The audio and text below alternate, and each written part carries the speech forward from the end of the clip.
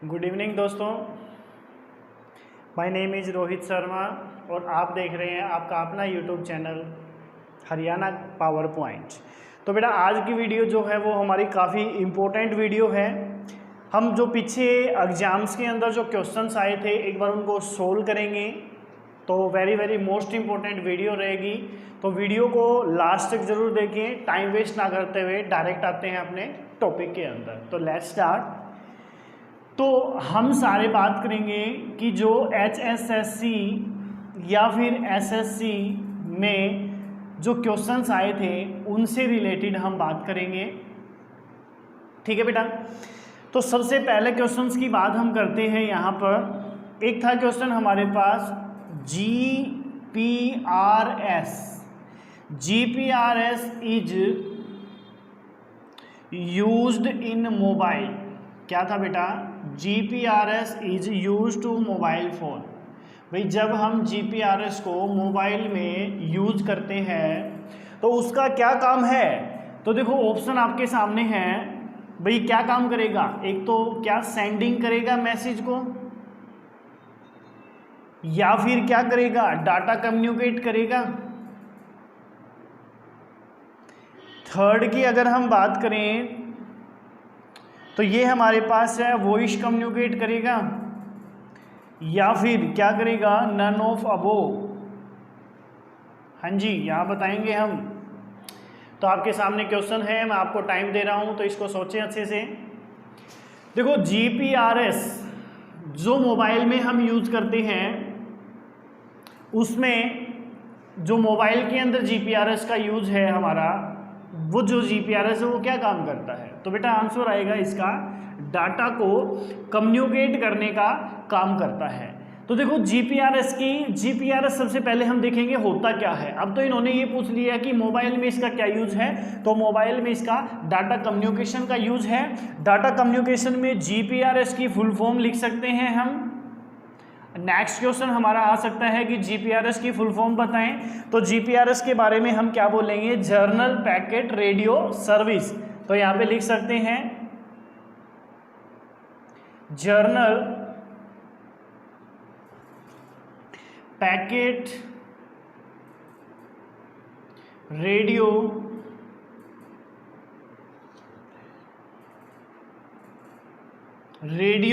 Service.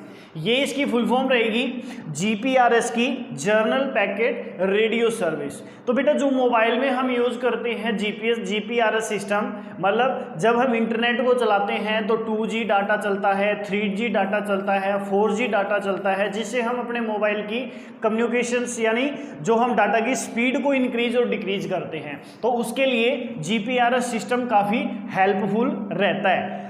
तो बेटा mobile में दो चीज़ों का यूज़ करते हैं। एक तो GPRS सिस्टम जो क्या करेगा? डाटा को, जो हमारे पास डाटा है उसकी स्पीड को डिक्रीज इंक्रीज करने का काम करेगा। एक इसी के अंदर होता है GPS system.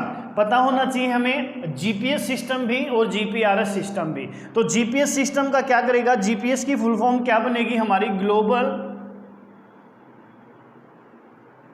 Global positioning system.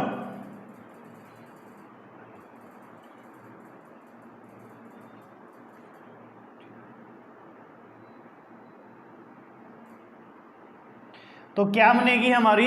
GPS की फुल फॉर्म क्या बनेगी? Global positioning system. तो GPS का क्या काम है? GPS हमें किसी भी पर्टिकुलर लोकेशन को ट्रेस करने के लिए हमें GPS सिस्टम की हेल्प की ज़रूरत होती है। तो बेटा GPS सिस्टम का जो डेवलपमेंट किया था वो किसने किया था? वो यूनाइटेड स्टेट ऑफ अमेरिका। तो वो किसने किया था बेटा? वो यूनाइटेड स्टेट ऑफ अमेरिका ने GPS सिस्टम का आविष्कार किया था, जो स्पेशल आर्मी फौज के लिए यूज किया जाता था, ताकि वो कहीं अलग जगह पे जाते तो किसी भी लोकेशन को अगर ट्रेस करना होता तो हम किससे कर सकते थे? GPS सिस्टम के साथ कर सकते थे। आजकल भी हम मोबाइल्स के अंदर जो एंड्रॉयड फ़ोन यूज़ करते हैं उसके अंदर भी एक GPS सिस्टम लोकेशन आती है कि अगर हमें कहीं जाना है तो हम GPS सिस्टम में उसका एड्रेस ट्रैक कर देते हैं, तो डायरेक्ट वो सारा का सारा एक एरिया बता देगा कि किस एरिया में हमें वो जगह जगह मिलेगी। ठीक है, तो जीपीएस सिस्टम काफ़ी हेल्पफुल एप्लीकेशन है जो हमारे एंड्रॉयड मोबाइल के अंदर यूज होती है। तो very very most important questions है बेटा ये, तो इसको थोड़ा सा एक बार नोट कर सकते हैं आप।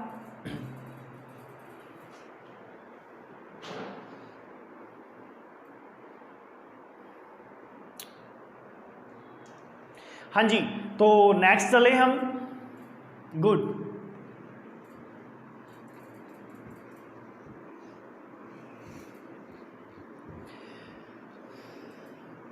तो नेक्स्ट हमारे पास क्वेश्चन रहेगा बेटा, very most important next question है, बड़े ध्यान से देखना।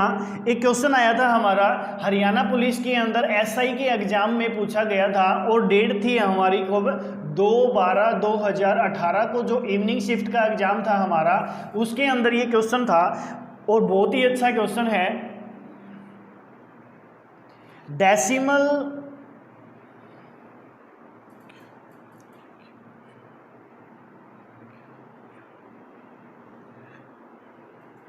इक्विवेलेंट ऑफ बाइनरी, क्या बताया, जो डेसिमल इक्विवेलेंट ऑफ बाइनरी, तो बाइनरी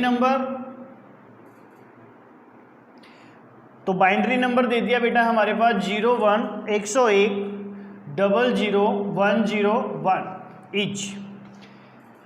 ये क्वेश्चन था हमारे पास कि डेसिमल इक्विवेलेंट टू बाइनरी, तो बाइनरी है वो किसके इक्विवेलेंट है, डेसिमल के इक्विवेलेंट है।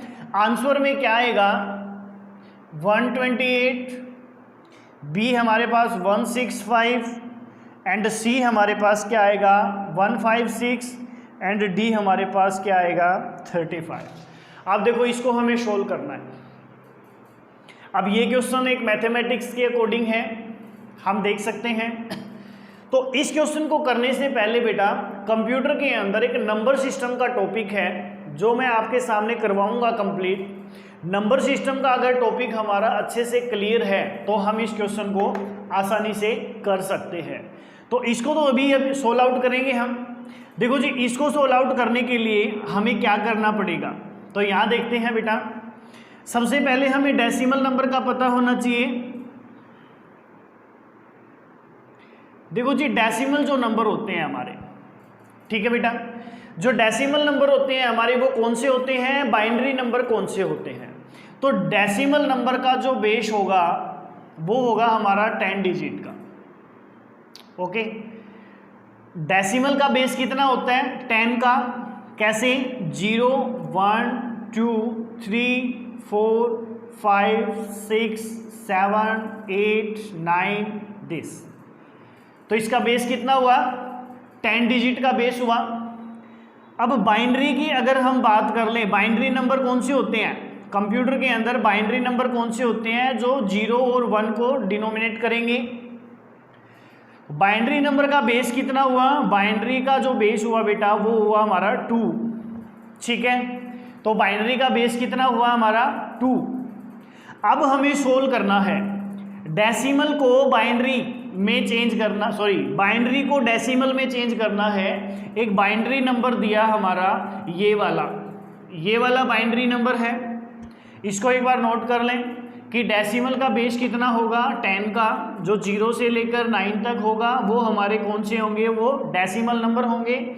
10 इसके बाद बाइनरी नंबर कौन से होंगे हमारे, तो बाइनरी नंबर हमारे होंगे जिसका बेस 2 होगा, जो 0 और 1 के अकॉर्डिंग हाईलाइट होंगे। अब हमें सोल्व करना है, तो चलें आगे। गुड,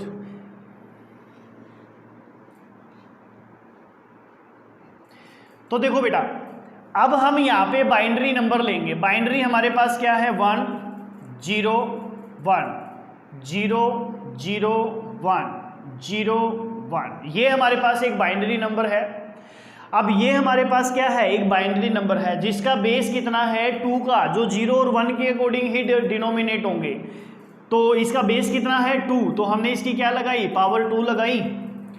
बाइनरी डेसिमल नंबर कहाँ से स्टार्ट होते हैं 0 से, तो ये हमने 0 स्टार्ट कर दीजिए। ठीक है, उल्टा चलेंगे यानी राइट टू लेफ्ट हम आएंगे। ठीक है, अब इसके बाद डेसिमल की बाइनरी की base 2 and power 1, base 2 power 2, base 2 power 3, base 2 power 4, base two power 5 and base two power 6 एंड बेस टू पावर 7।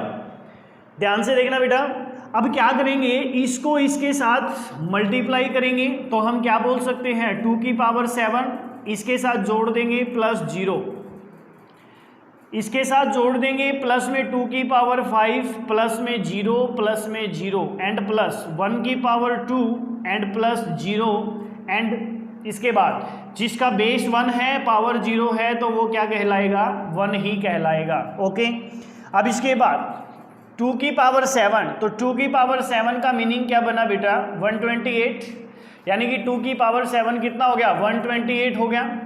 अब 2 की पावर 5 की अगर हम बात करें तो 2 की पावर 5 मीन्स 32, ठीक है, और यहाँ पर अगर हम लगाएं 4 और यहाँ पर लगाएं 1 तो इनको जोड़ सकते हैं, कितना आ जाएगा हमारा, तो इसके बाद अगर हमारे पास आएगा तो वो आएगा बेटा 165। तो ये हमारे पास 165 आया, इसका मतलब आंसर हमारा कौन सा हुआ बी, यानी बी का जो आंसर है वो हमारा हुआ 165। तो 165 जो है वो हमारा क्या आया, वो हमारा बेटा आया एक डेसिमल नंबर, ठीक है। तो हमने यहाँ पे देखा कि भाई हम बाइनरी नंबर को डेसिमल में चेंज कर सकते हैं, ठीक है, बात क्लियर है। बाइनरी को हमने डेसिमल नंबर में चेंज करना सीखा, तो बाइनरी को जब हम डेसिमल में करेंगे तो कुछ इस तरीके से हमारा मेथड आएगा जो 165 है। 165 है तो यहाँ पे हम 165 को ले सकते हैं, एक बार नोट करें इसको।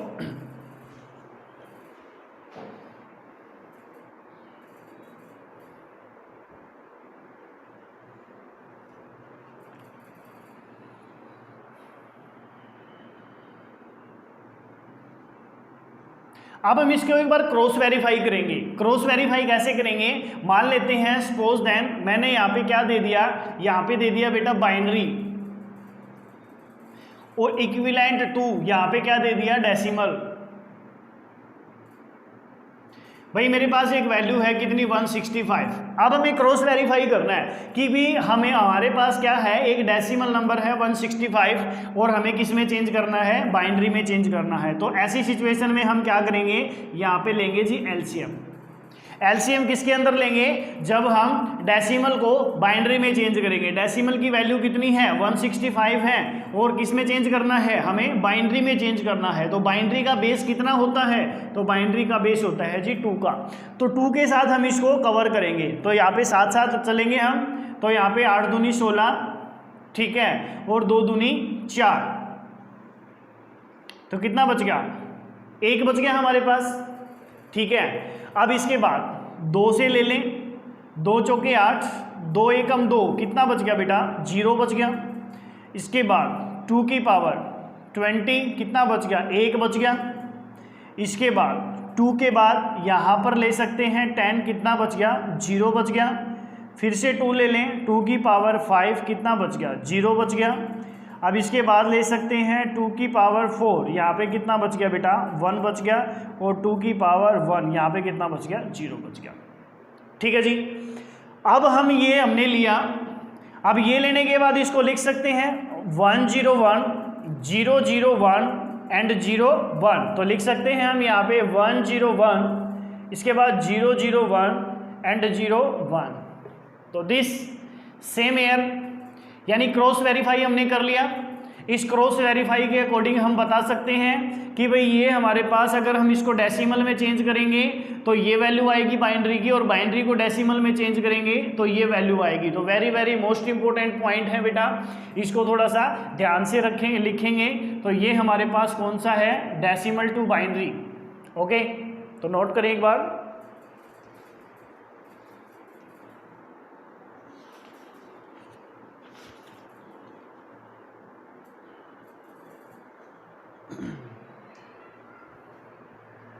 स्क्रीनशॉट ले सकते हैं, स्क्रीनशॉट के साथ आप इसको नोट कर सकते हैं। हाँ जी, चले नेक्स्ट क्वेश्चन।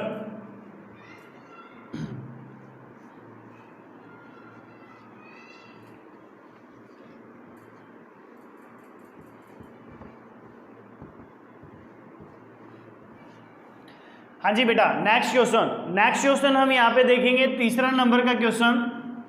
अब तीसरे नंबर के क्वेश्चंस में हम यहाँ पे देखते हैं which which of the following,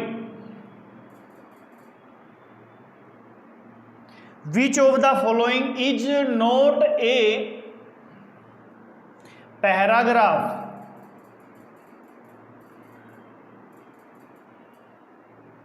paragraph formatting.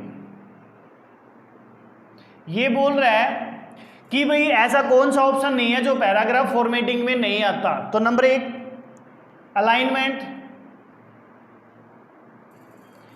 B number दे दिया हमारे पास इंडेंट, सी नंबर हमारे पास दे दिया line space, and D number दे दिया अंडरलाइन। तो ध्यान से देखना बेटा, इस क्वेश्चंस का मीनिंग क्या बनेगा, विच of the following is not a paragraph formatting. ये कह रहे हैं इन चारों ऑप्शन में ऐसा कौन सा ऑप्शन नहीं है जो पैराग्राफ फॉर्मेटिंग में नहीं आता। देखो अलाइनमेंट, अलाइनमेंट बेटा जो पैराग्राफ फॉर्मेटिंग का पार्ट है। अलाइनमेंट हमारे कितने प्रकार के होते हैं, लेफ्ट, राइट, एंड इसके बाद हमारे पास सेंटर, एंड इसके बाद जस्टिफाई।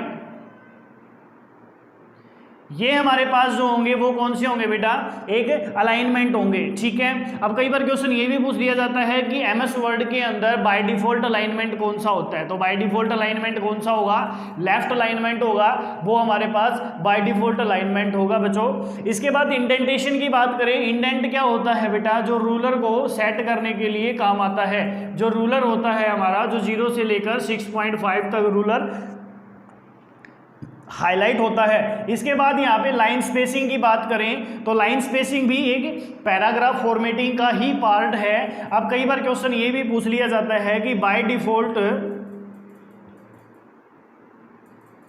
लाइन स्पेस, भाई बाय डिफॉल्ट लाइन स्पेस कितना होता है, तो हम बोल सकते हैं 1.15।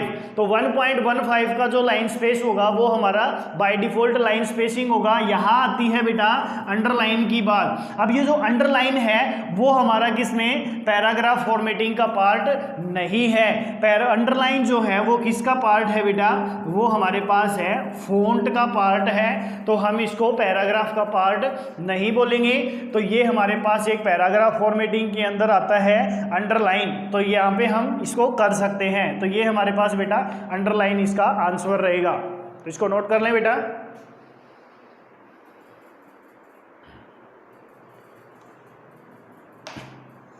हाँ जी, नेक्स्ट क्वेश्चन चलते हैं।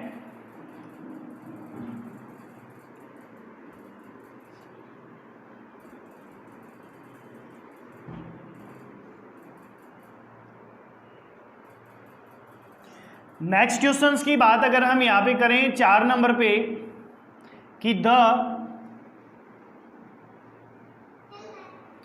स्टेटमेंट, एक स्टेटमेंट दे रखी है T and oblique F and T, where T is true, okay, and F is false, is that। हमें ये कंडीशन, ये एक स्टेटमेंट दे रखी है बेटा, तो ये हमें सोल्व आउट करनी है और इस सॉल्यूशन के माध्यम से हमें बताना है कि इसमें आंसर क्या आएगा। भाई ए आंसर आएगा ट्रू, या बी आंसर आएगा फॉल्स, या सी आंसर आएगा नेचुरल, या डी आएगा कुछ भी नहीं, नन ऑफ अबो। बता सकते हैं आप इस क्वेश्चन का आंसर क्या आएगा। अब एक चीज ध्यान रखना बेटा, भाई ये क्वेश्चंस कैसे सोल्व होगा। देखो ये चीज हमारी थोड़ी हाई लेवल में दे दी जाती है, बट अगर ये हमारा बेस क्लियर है तो हम इसको आसानी से कर सकते हैं। ये एक्सेल से लेकर सी लैंग्वेज तक या फिर पाइथन तक ये सारी की सारी कंडीशंस जो हैं वो एक स्टेटमेंट के अंदर यूज होती हैं। बेटा एक चीज़ ध्यान रखना, इस सॉल्यूशन को करने के लिए हमें एक ट्रूथ टेबल याद रखनी पड़ेगी। अगर हमें ट्रूथ टेबल याद है तो हम इस कंडीशन को आसानी से कर सकते हैं। ठीक है बेटा, तो इस स्टेटमेंट को आसानी से सोल्व करने के लिए हमें क्या करना पड़ेगा, ट्रूथ टेबल को याद करना पड़ेगा। तो ट्रूथ टेबल में सबसे पहले हमें इन सिंबल्स का पता होना चाहिए कि ये जो डबल एंड आएगा ये क्या डिनोमिनेट करता है, एंड ये सिंबल्स जो आएगा वो क्या डिनोमिनेट करेगा। ठीक है, या फिर ये जो आपका सिंबल्स आएगा ये क्या डिनोमिनेट करेगा। देखो जो बेटा डबल एंड आएगा, हमारा डबल एंड आएगा तो उसको क्या बोलते हैं, एंड ऑपरेटर। ठीक है, और ये जो डबल आपके डंडे आएंगे इसको क्या बोलते हैं, इसको बोलते हैं बेटा और ऑपरेटर। ठीक है, और इसको क्या बोलते हैं, इसको बोलते हैं एब्स्ट्रैक्ट। इसको क्या बोलते हैं, एब्स्ट्रैक्ट बोलते हैं। इन तीन सिंबल्स का नाम हमें पता होना चाहिए, तभी हम एक ट्रूथ टेबल को आसानी से सोल्व कर सकते हैं। तो बेटा यहाँ पे नाम लिख लिए हमारे। अब इस टेबल को सोल्व करते हैं। अब हमें इसका नाम पता लग गया कि ये क्या होगा, ये हमारे पास एंड होगा, और ये क्या होगा, ये और होगा। एंड का मतलब क्या होता है, और होता है, और का मतलब क्या होता है, या होता है। क्लियर है बात। अब यहाँ पर चलते हैं ट्रूथ टेबल के अंदर बेटा। ट्रूथ टेबल में यहाँ पे लगा लेते हैं हम एंड, और यहाँ पे लगा लेते हैं और। तो इस टेबल को आप लिख सकते हैं, तभी इस तरीके का क्वेश्चन सोल्व कर सकते हैं। एंड के अकॉर्डिंग अगर हम देखते हैं, देखो बेटा उदाहरण के तौर पर समझते हैं, राम और श्याम दो पर्सन हैं, दोनों दिल्ली जा रहे हैं। मान लेते हैं ये राम पर्सन है, ये श्याम पर्सन है, दोनों के दोनों दिल्ली जा रहे हैं। मतलब पहली कंडीशन ट्रू, दूसरी कंडीशन ट्रू, तो आंसर आएगा ट्रू। किसके अकॉर्डिंग, और के अकॉर्डिंग। ठीक है, अब मान लो राम तो जा रहा है दिल्ली बट श्याम दिल्ली नहीं जा रहा। अगर एंड कहती है कि अगर दो कंडीशन में एक भी कंडीशन अगर हमारी फॉल्स है तो आंसर हमेशा फॉल्स में ही आएगा। अगर राम नहीं जा रहा बट श्याम दिल्ली जा रहा है तो भी हम फॉल्स के अकॉर्डिंग पढ़ेंगे, और अगर दोनों ही दिल्ली नहीं जा रहे तो काम इनका होना ही नहीं है। ठीक है, तो यहाँ पे हम एंड के अकॉर्डिंग पढ़ सकते हैं। ऐसे ही और के अकॉर्डिंग पढ़ेंगे। और का मतलब है बेटा या। पहले में अगर राम दिल्ली जा रहा है, श्याम भी जा रहा है, तो बहुत अच्छी बात है, आंसर ट्रू आएगा। और अगर राम जा रहा है बट श्याम दिल्ली नहीं जा रहा तो भी ट्रू है, यानी या में कोई एक भी अगर जाएगा तो भी कंडीशन आपकी ट्रू कहलाएगी। तो पहली कंडीशन फॉल्स होती और अगर दूसरी ट्रू होती तो भी आंसर ट्रू। अगर दोनों ही कंडीशन फॉल्स मतलब राम और श्याम दोनों ही नहीं जा रहे तो हम क्या कर सकते हैं, फॉल्स कर सकते हैं। तो बेटा अब इस टेबल के माध्यम से इसको सोल्व करेंगे। देखो घबराने की जरूरत नहीं है, बहुत ही इजी क्वेश्चन है। और इससे रिलेटेड अगर ये टेबल हम समझ लेते हैं तो इससे रिलेटेड कोई भी एक्स्ट्रा अगर क्वेश्चन आता है तो आप सोल्व कर सकते हैं। ठीक है, अब देखो अब इन्होंने क्या कहा, T and T. T and T का मतलब पहली कंडीशन ट्रू और दूसरी कंडीशन ट्रू, तो एंड के अकॉर्डिंग पूछ रहे हैं ना, तो पहली कंडीशन ट्रू दूसरी कंडीशन ट्रू, इसका मतलब क्या आएगा, ये ट्रू हो गया। नेक्स्ट बीच में क्या सिंबल आया, और सिंबल आया, हम ऐसे लिख सकते हैं भाई पहली कंडीशन ट्रू दूसरी, एंड के अकॉर्डिंग ही पहली कंडीशन फॉल्स है और दूसरी कंडीशन ट्रू है। तो पहली कंडीशन फॉल्स है बेटा, दूसरी कंडीशन ट्रू है, तो आंसर क्या आया, फॉल्स आया। तो हम क्या लिखेंगे, फॉल्स लिखेंगे। ठीक है, अब ये दोनों की दोनों अगर अब इनको सोल्व कर लें, अब और के अकॉर्डिंग बात आ गई ना, क्योंकि कॉमन जो साइन था वो क्या है, वो और का साइन है।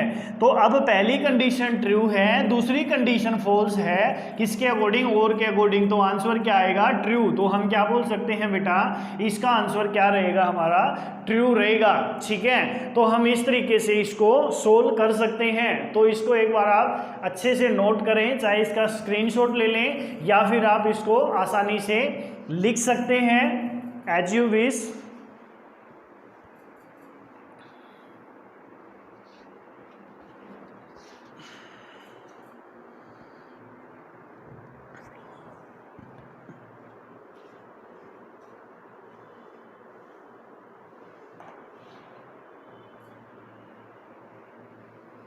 हाँ जी, नेक्स्ट क्वेश्चन चलते हैं बेटा। बेटा थोड़े से लेंथी क्वेश्चंस हैं अब हमारे बन रहे हैं, थोड़े लेंथी क्वेश्चन इसीलिए बन रहे हैं क्योंकि एक ही क्वेश्चंस में काफ़ी सारे पार्ट निकल के आ रहे हैं और हमारा समझाना बहुत ही ज़रूरी है ताकि हम इससे रिलेटेड कोई भी क्वेश्चन आ जाए तो उसको हम आसानी से सोल्व आउट कर सकें। नेक्स्ट क्वेश्चन देखते हैं।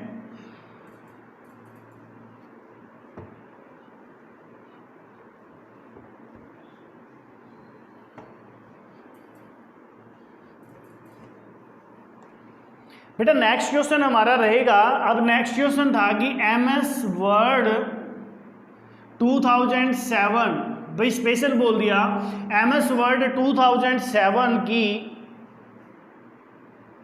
फाइल एक्सटेंशन क्या है। ठीक है, अब इन्होंने स्पेशल बोल दिया कि 2007 में जब हम MS वर्ड को यूज करते हैं तो उसकी फाइल की पहचान क्या रहेगी। तो बेटा देखो MS वर्ड में क्या रहेगा, मैं आपको बता देता हूं कि MS वर्ड की जो एक्सटेंशन की फाइल रहेगी हम उसको बोल सकते हैं .docx। पेपर में आपको क्या मिलेगा, .docx भी मिलेगा, इसके बाद हमारे पास .doc भी मिलेगा, देन थर्ड में हम बोल सकते हैं A एंड B और डी में बोल सकते हैं नन ऑफ अबो। तो हम क्या बोलेंगे इसका आंसर, इसका आंसर बोलेंगे .docx। बेटा देखो अगर ये .doc है, .doc तो इसका मीनिंग क्या बनेगा, ये 2003 की है और स्पेशल बोल दें, सेशन बोल दें तो हम इसको 2007 में कुछ इस तरीके से यहाँ पे लिखेंगे। तो एक स्पेशल वीडियो मैं बनाऊंगा जो स्पेशली एक्सटेंशन के ऊपर आधारित रहेगी, तो आप उसको अच्छे से देख सकते हैं। तो ये हमारे पास इसमें क्वेश्चन रहेगा, तो यहाँ पे लिख सकते हैं आप। नेक्स्ट क्वेश्चन देखते हैं बेटा।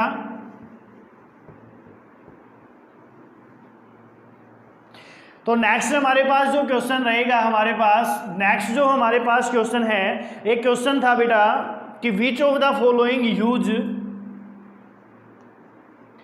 विच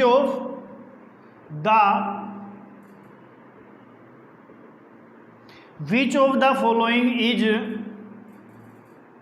used to send and receive email.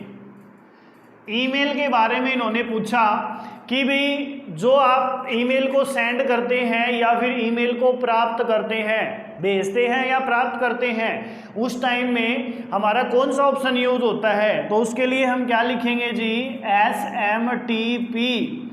तो very very most important play करेगा रोल SMTP। तो SMTP का मतलब क्या बनेगा बेटा, सिंपल मेल ट्रांसफर प्रोटोकॉल। ठीक है बेटा, तो सिंपल मेल ट्रांसफर प्रोटोकॉल यह क्या करता है, SMTP एक मेल को आर या पार रखने के लिए काम आता है। जब हम किसी को मेल भेजते हैं और वो प्राप्त कर लेता है तो उसका बीच का जो फंक्शंस काम करेगा वो कौन करेगा, SMTP काम करेगा। अब इसी के अंदर ही बेटा, इसी के अंदर ही हमारे पास क्या रहेगा, SMTP के अंदर एक और होता है जिसको बोलते हैं POP। फुल फॉर्म के माध्यम से काफ़ी इंपॉर्टेंट रोल प्ले करता है। POP का मतलब क्या होता है, पोस्ट ऑफिस प्रोटोकॉल। तो पोस्ट ऑफिस प्रोटोकॉल जो है वो POP का नाम कहलाएगा। जो क्लाइंट तक ईमेल पहुंचाने का जो काम करता है वो POP करता है। और एक होता है जी IMAP।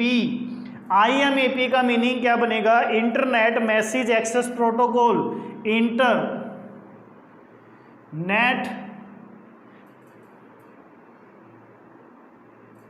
मैसेज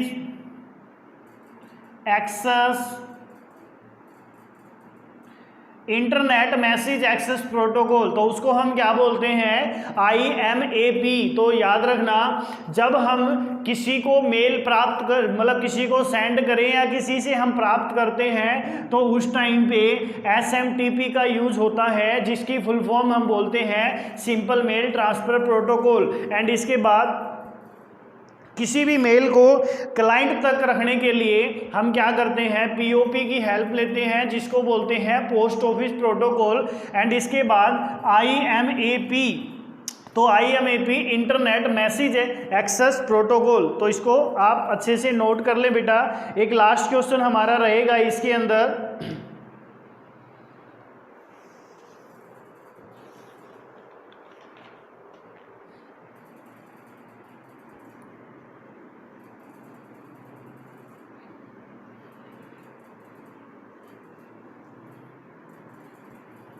तो बेटा लास्ट जो हमारा क्वेश्चन रहेगा, जो लास्ट क्वेश्चन उन्होंने पूछा था, और ये क्वेश्चन कहाँ पे पूछा था, RGB की फुल फॉर्म इन्होंने पूछ ली। और RGB की फुल फॉर्म कब पूछी थी, HSSC में JEE के जो एग्जाम हुआ था उसके अंदर RGB की फुल फॉर्म पूछ रखी थी। RGB का मतलब क्या होता है बेटा, रेड, ग्रीन एंड ब्लू। तो रेड, ग्रीन एंड ब्लू ये कंप्यूटर का प्राथमिक कलर है, फर्स्ट स्टैंडर्ड कलर है, जिसको हम क्या बोलते हैं, RGB के नाम से पहचाना जाएगा। ठीक है बेटा। और एक क्वेश्चन लास्ट था इसमें, जिसको बोलते हैं FTP, यानी FTP की फुल फॉर्म बताएं। तो FTP की जो फुल फॉर्म थी हमारी, वो क्या थी बेटा, फाइल ट्रांसफर प्रोटोकॉल। तो ये हमारे पास इसके अंदर हमने क्वेश्चंस किए, 10 क्वेश्चंस आज की वीडियो में हमने बेटा समझे, very very most important questions हैं। तो इस वीडियो को लाइक, शेयर एंड सब्सक्राइब करें, ज़्यादा से ज़्यादा बच्चों को इसके साथ जोड़ें, ताकि इससे भी अच्छे बेटर क्वेश्चंस मैं आपको सोल्व आउट करवा सकूं। लास्ट में थैंक यू।